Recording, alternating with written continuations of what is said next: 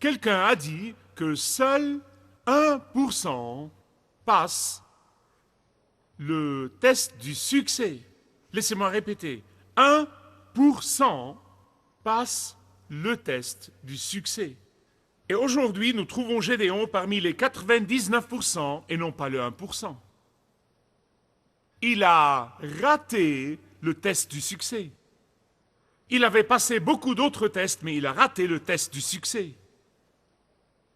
Le contraste entre l'homme que nous avons vu dans le livre des Juges, chapitre 6, et que nous voyons aujourd'hui dans le livre des Juges, chapitre 8, est en fait très alarmant, pour ne pas dire plus. L'homme dans le livre des Juges, chapitre 6, contraste vivement avec l'homme dans Juges, chapitre 8. Dans Juges, chapitre 8, vous voyez un homme qui a bien commencé, mais qui a mal fini. Un homme qui a commencé comme il faut, mais qui a mal fini. Un homme qui a commencé dans l'humilité et qui a fini dans l'orgueil. Un homme qui a commencé par chercher la gloire de Dieu et qui a fini par chercher sa propre gloire. Un homme qui a commencé dans la faiblesse et qui ne se fortifiait que par la puissance de Dieu et qui a fini par avoir une très haute opinion de lui-même. Mais même après son succès, Gédéon a bien fait tant de choses, mais il a raté à la fin.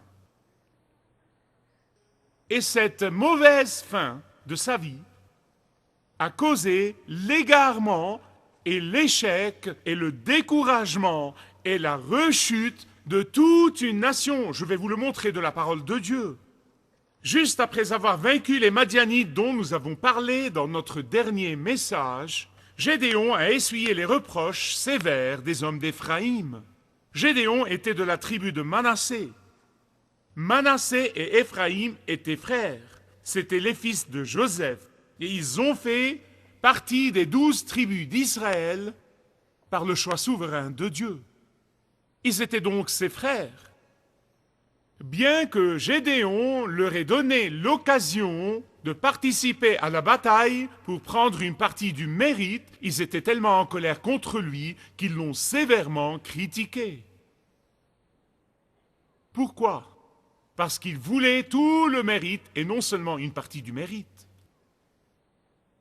Ils l'ont sévèrement critiqué. Regardez le verset 1. Il dit qu'ils l'ont sévèrement critiqué.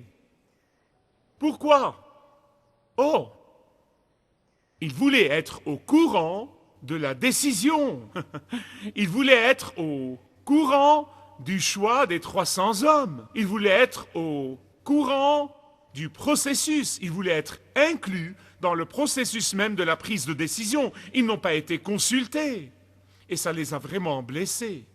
En fait, peu leur importer que ce soit le plan de Dieu, peu leur importer que Dieu le lui ait donné, et peu leur importer que Dieu le lui ait confirmé, peu leur importer que ce soit le dessein de Dieu, peu leur importer qu'il ait cherché Dieu à genoux, peu leur importer que ce soit une stratégie divine, peu leur importer son obéissance à ce que Dieu lui a dit de faire, peu leur importer les instructions de Dieu, peu leur importer que Dieu lui ait parlé et confirmé sa parole.